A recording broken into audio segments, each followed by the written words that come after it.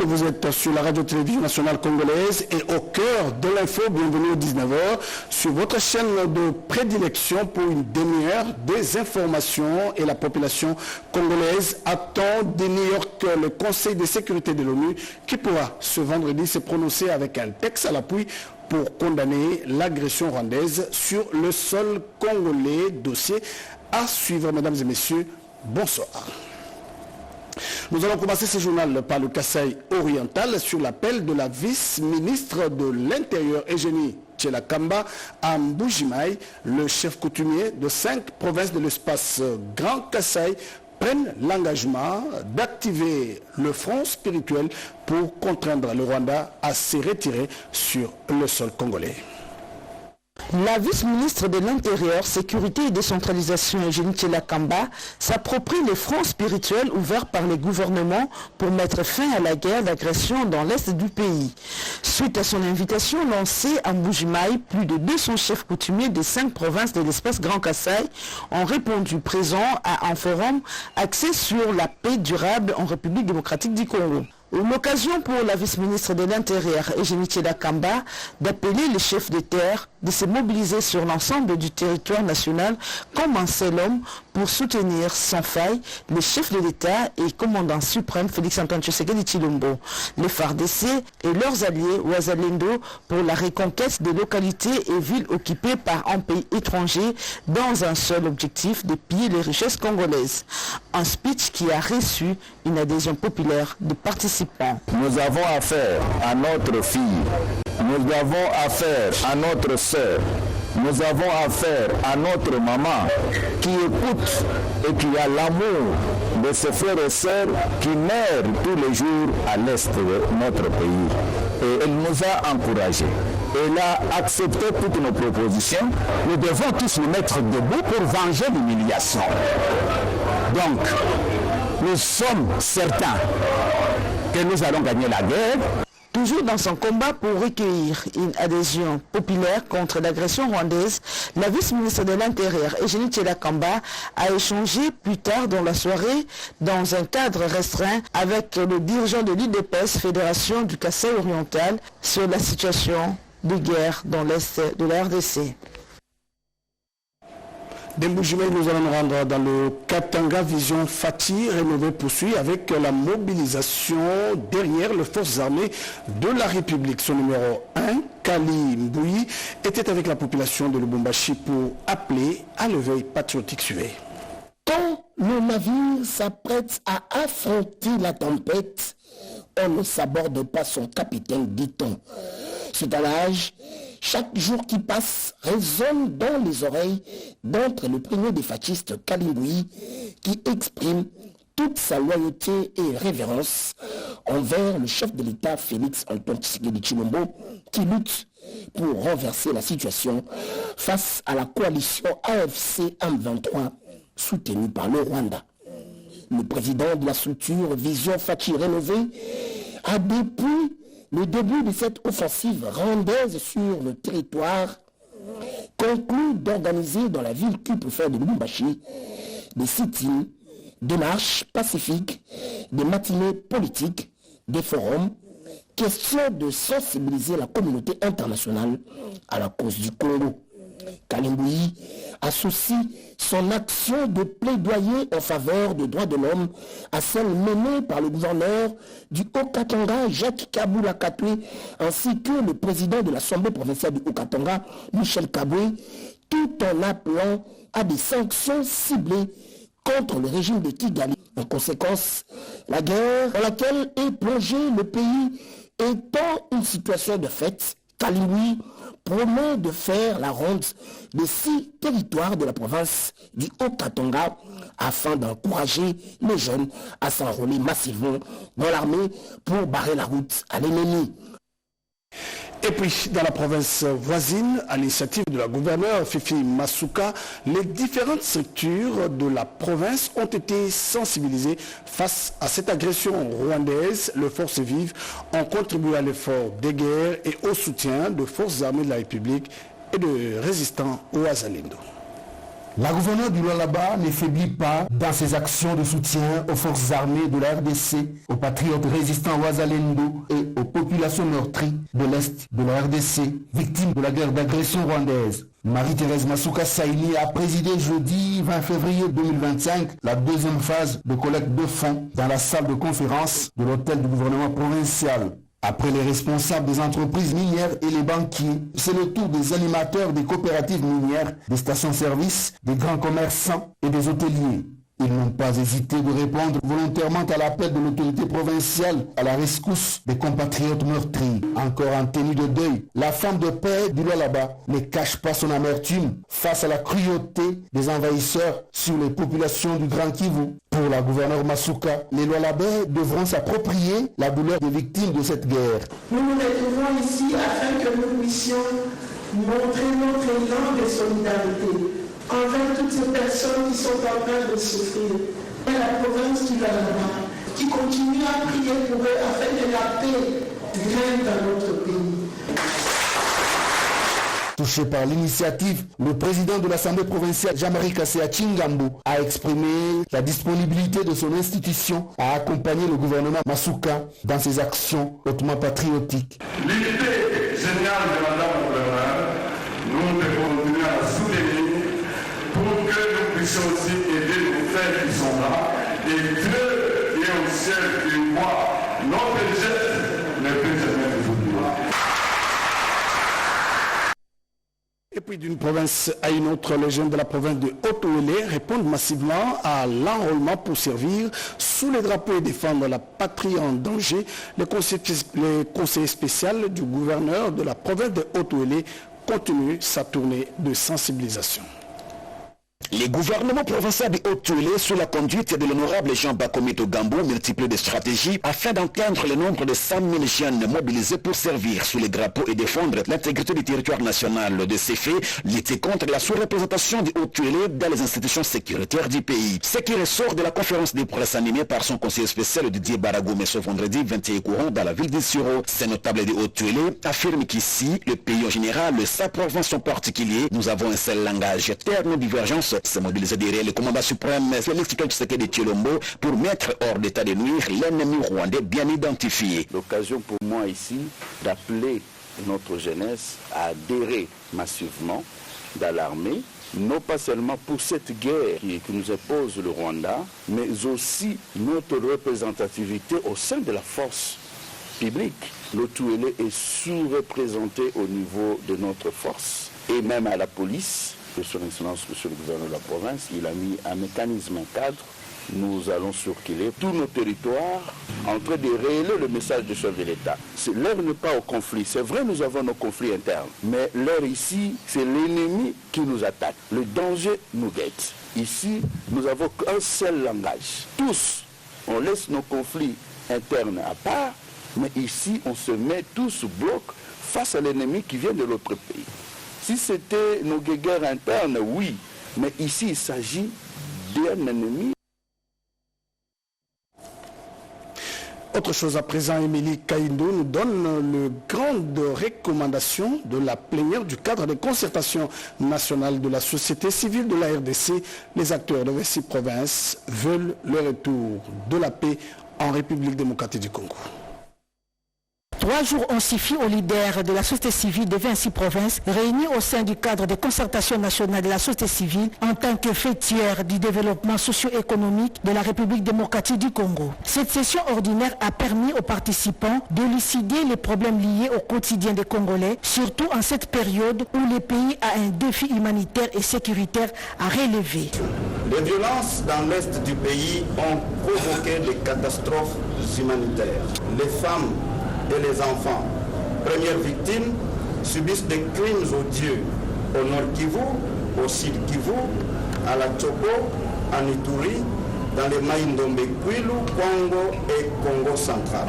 Les coordonnateurs provinciaux et la coordination nationale du cadre de concertation restent mobilisés et s'engagent à mener les actions publiques et pacifiques d'envergure nationale en vue de faire triompher la cause de la République pour la sauvegarde de l'intégrité territoriale et accompagnement de toutes les initiatives visant à rétablir la paix la sécurité et la stabilité dans notre pays. Les participants à la plénière ont à l'unanimité élu un nouveau comité de gestion qui sera dirigé par Madame Rachel Sounzia avec comme mission assurer la cohésion nationale au sein du cadre de concertation et organiser l'Assemblée générale où sera adoptée la feuille de route qui va servir de guide pour les acteurs du cadre de concertation nationale de la société civile. Et puis nous allons faire un tour dans le Kasaï central où le sénateur Jean Tshisekedi est en tournée de sensibilisation des jeunes à l'enrôlement pour défendre la patrie agressée par le Rwanda. La mobilisation générale derrière le chef de l'État et commandant suprême Félix-Antoine Tshisekedi Tshilombo est désormais endossée par le sénateur Jean Tshisekedi Kabasele au Kasaï central pendant cette période d'agression rwandaise. Après l'étape de Kananga, avec le vice-premier ministre de la Défense nationale Guy Mwandiamvita, cet élu des élus du parti présidentiel UDPS ne lâche prise et poursuit la campagne dans les 5 territoires. À Matamba, dans le territoire de Kazumba, le sénateur Jean Tshisekedi Kabasele, accueilli en leader, a donné le go de recrutement massif des volontaires au sein des forces armées de la République démocratique du Congo. Nous sommes venus avec un grand message venu du chef de l'État Félix Tshisekedi, celui de mobiliser les fils et filles du Kasaï central à se faire recruter au sein de notre armée pour vaincre l'ennemi. C'est ainsi que je lance un appel pressant aux jeunes âgés de 18 à 24 ans pour servir le pays sous le drapeau. S'inscrivant dans la vision du chef de l'État, Félix-Antoine Tshisekedi Tshilombo, sur le vaste projet de développement de 145 territoires à la base, le sénateur Jean Tshisekedi Kabasele a fait un état des lieux du lycée d'Itekemena où il fut préfet de cette école. Après Kananga, le sénateur Jean Tshisekedi Kabasele poursuit la mobilisation dans le reste des territoires du Kasaï central. Retour dans le Lualaba pour booster les activités industrielles dans cette province. Le ministre de l'Industrie a visité des unités de production à Kolosi. Suivez.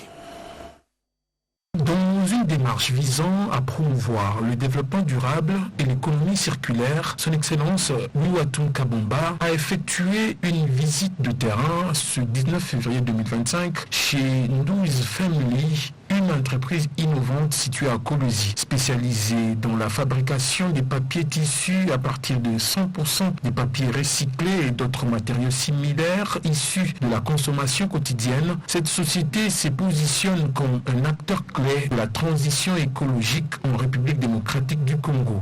Voilà ce que nous voulons voir pour le Congo d'aujourd'hui et de demain. Les Congolais qui se lèvent, qui décident d'investir, et en créant surtout des emplois, en créant des richesses. Et donc c'est des sentiments de fierté, mais aussi d'interpellation, pour que nous puissions les encourager davantage. En valorisant les déchets, Ndouiz Family ne fait pas seulement œuvre utile pour l'environnement, mais elle contribue également à l'émancipation économique des communautés locales. Cette visite s'inscrit dans la vision de l'État congolais visant à promouvoir des projets à forte valeur ajoutée en phase avec les enjeux environnementaux globaux. En réutilisant les matières premières issues des déchets de consommation quotidienne, Ndouiz Family incarne ainsi un modèle économique respectueux de l'environnement tout en contribuant activement à la création de la valeur locale et au renforcement de la résilience économique du Kolosi et de la région. Et puis dans le Katanga, problématique de desserte en énergie et eau potable, le ministre provincial demande aux responsables de la Régie des eaux et de la SNEL à s'activer pour offrir de l'eau et de l'électricité à la population, mais aussi il s'attaque aux constructions anarchiques à Lubumbashi.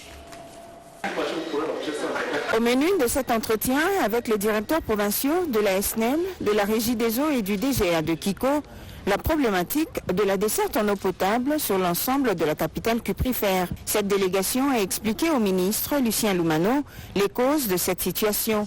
C'est notamment les constructions anarchiques sur les sites de la Régie des eaux et le vol de câbles en cuivre.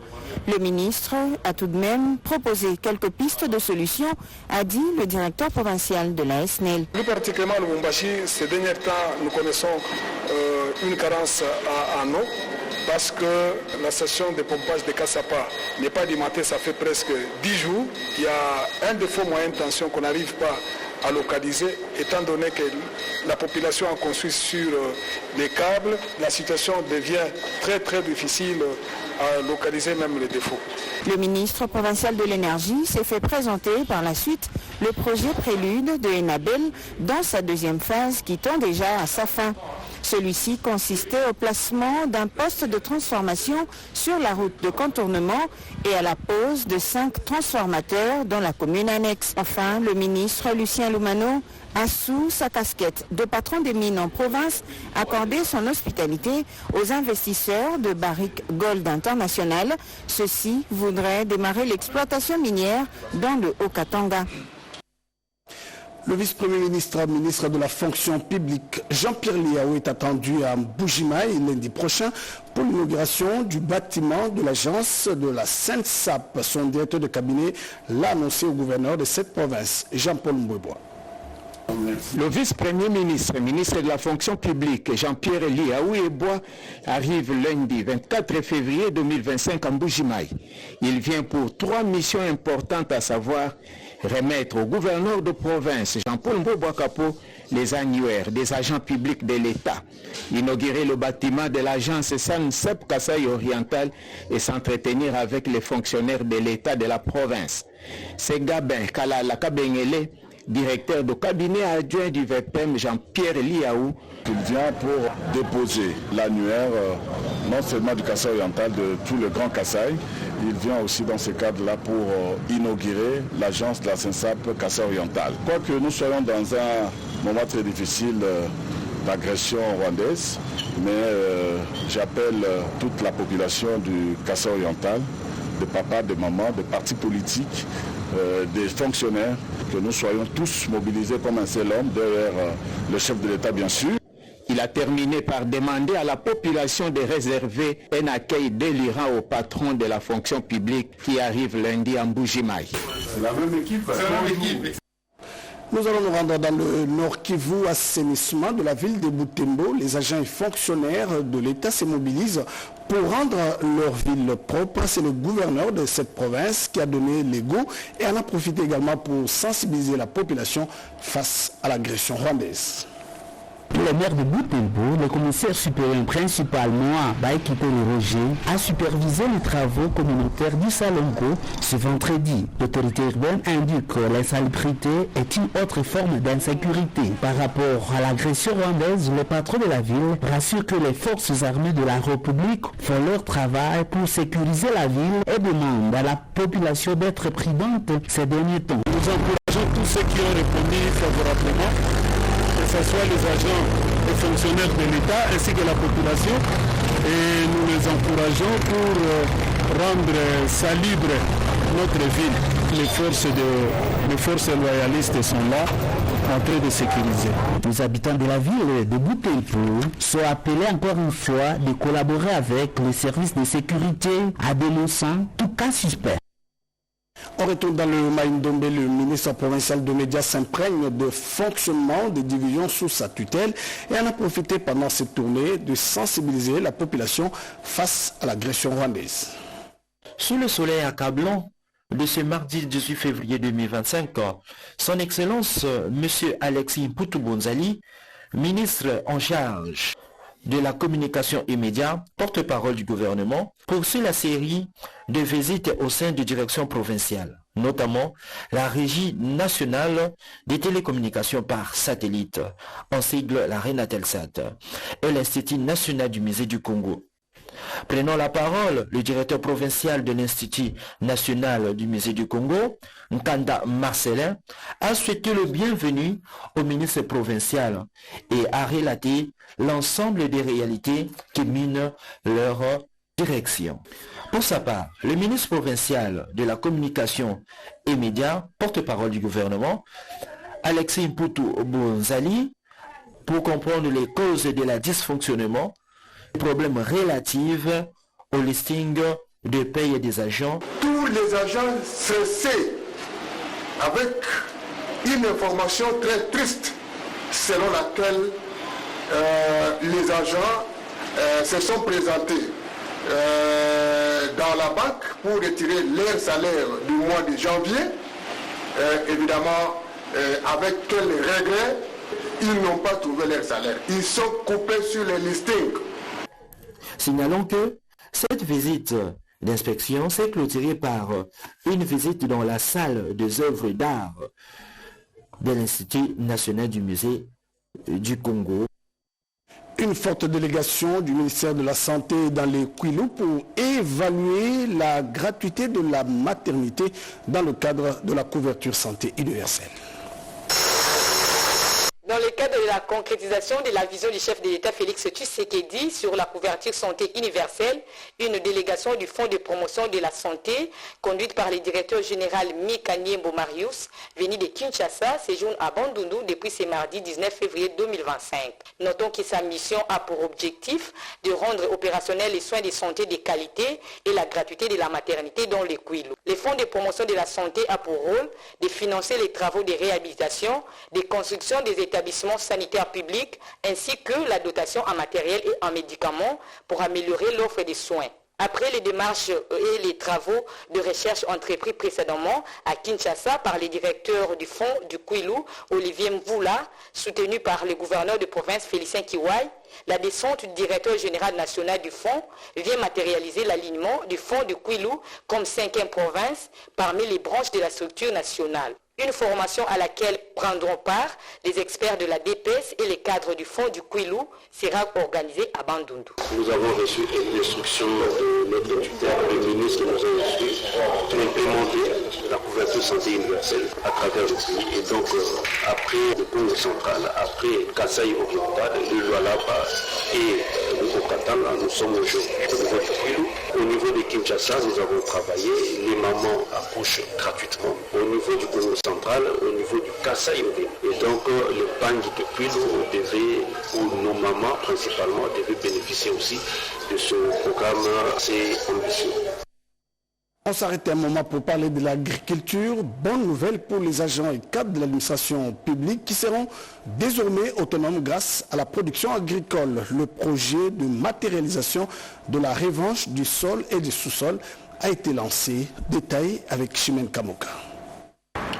Le développement de l'agriculture assure un accroissement de la production agricole et améliore la sécurité alimentaire. C'est le sens qu'il faut donner au projet de matérialisation de la revanche du sol sur les sous-sols, facteur bénéfice économique majeur pour les fonctionnaires de l'État congolais, Mars FBC, qui vient d'être lancé le mercredi 19 février à Kinshasa. Ce projet va au-delà de la simple amélioration des conditions socio-économiques des agents et cadres de l'administration publique, mais il est question également de préparer les fonctionnaires de l'État à une fin de carrière honorable, a indiqué le coordonnateur et l'initiateur du projet. Ce projet vise le développement socio-économique de l'agent fonctionnaire de l'État et puis de la communauté congolaise en général. Ce projet prépare le fonctionnaire par rapport à sa retraite, va accompagner ceux qui sont déjà retraités. Pour l'appui de ce projet, c'est le gouvernement qui doit être au premier plan. Le président de la dynamique syndicale des fonctionnaires de l'État au Congo a, au nom de tous les bénéficiaires, reconnu que le projet Mars FBC est salutaire. Ce projet est bien accueilli par nous. Nous allons relayer ce projet à nos syndiqués. L'intersyndicale de l'administration publique a accueilli à bras ouverts ce projet riche en opportunités qui va sans doute accompagner les fonctionnaires de l'État dans ce domaine en vue de la promotion de l'agriculture qui est l'un des leviers du développement d'un pays. Justice, on en parle dans ce journal. Les tribunaux de grandes instances et de paix de Kinshasa-Ndjili a organisé une journée scientifique sur le thème l'éthique et la déontologie du magistrat. Pour des précisions, Dodon Dibou dans ses commentaires. C'est à l'occasion d'une année de prestation de nouveaux magistrats en tant qu'officiers du ministère public auprès des tribunaux de grande instance et de paix de Kinshasa-Ndjili que cette année scientifique sur l'éthique et la déontologie du magistrat a eu lieu ce vendredi. Jonas Kisubi Bantuikoko, procureur de la République près la dite instance, a parlé de l'importance capitale de cette journée scientifique. L'importance de l'éthique et de la déontologie, c'est comme le capitaine d'un navire. Le capitaine d'un navire, pour naviguer, il doit y avoir des balises. Et pour le magistrat, il doit y avoir des repères sur la déontologie et sur l'éthique de sa profession. Après l'intervention du procureur de la République près la grande instance de Kinshasa-Ndjili, c'était le tour du procureur général près la cour d'appel de Kinshasa, Matete Njokowili, qui lui a parlé de la nécessité de l'éthique et la déontologie du magistrat. La déontologie des magistrats est donc l'ensemble des règles, usages et devoirs devant guider le comportement du magistrat. Les valeurs déontologiques du magistrat constituent un enjeu essentiel de la justice étatique et un gage de confiance de la part des justiciables. Ensuite, l'Auguste Assemblée s'est livrée à des questions-réponses. Rappelons que cette journée scientifique sur l'éthique et la déontologie des magistrats a été organisée à l'intention des officiers du ministère public près les tribunaux des grandes instances et de paix de Kinshasa-Ndjili en vue de se ressaisir et de bien exercer leur métier en toute conscience et avec le professionnalisme. Et puis, en nouvelle, en ce moment cruciaux où la nation traverse une épreuve sans précédent, les enfants des 13 parlementaires et de pères fondateurs historiques de l'Union pour la démocratie et le progrès social expriment leur soutien au chef de l'État, commandant suprême des forces armées et de la police, et réitèrent leur engagement à soutenir les forces armées de la République et le résistant Ouazalendo. Edith Tchala reviendra avec détails dans nos prochaines éditions. Nous allons parler la rue. Peut être une fatalité, mais aussi une opportunité. Au centre Libota Kelasi Namosala, à Bandal, le sport devient un levier d'espoir pour les jeunes. Chaque talent est encadré et valorisé. Précision avec Yvette Makontima. La rue, vecteur de l'éducation diffuse, peut se transformer en une opportunité pour les enfants. Pour ces jeunes souvent livrés à eux-mêmes, l'avenir semble incertain. Mais ici, au centre Libota Kelasi Namosala, l'espoir est né à travers les sports. Encadrer, former et canaliser les talents, c'est la mission que s'est donnée ces centres. Un premier match oppose de jeunes garçons déterminés à s'effrayer un chemin vers un avenir meilleur, ballon au pied. Comme ils sont dans la rue, cette violence-là de la rue, ils peuvent le canaliser dans le sport. Si on peut faire un plaidoyer, de leur créer une salle de jeu pour aussi stimuler cette thématique sportive. Et pour les filles, une autre discipline, les Nzango modernes, plus qu'un simple sport, une véritable école de dépassement de soi et de persévérance. Comme on dit, tous les enfants sont les enfants, et ces enfants-là ont besoin aussi de se divertir par moments parce que le sport joue un grand rôle dans l'esprit des enfants et de toutes les personnes. Il n'y a pas la place des enfants dans la rue. La place des enfants, c'est dans la famille. Alors pour ceux qui sont déjà dehors, on ne les abandonne pas non plus. On a la lourde responsabilité de les récupérer, de les encadrer. Ici au centre Libota Kelasi Namosala, situé dans la commune de Bandalungwa, la rue cesse d'être une fatalité et chaque enfant trouve sa place et chaque talent est valorisé pour devenir une nouvelle chance. Et puis pour terminer ce journal, nous allons parler éducation, des activités récréatives pour les élèves. C'est l'essentiel du projet porté par l'Organisation mondiale pour l'éducation préscolaire en République démocratique du Congo.